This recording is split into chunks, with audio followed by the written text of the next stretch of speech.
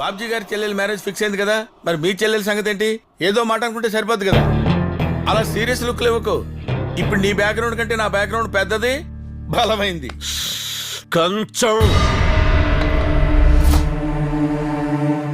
కంచం ఏంటి ఎంత ఉంది? ఫుడ్.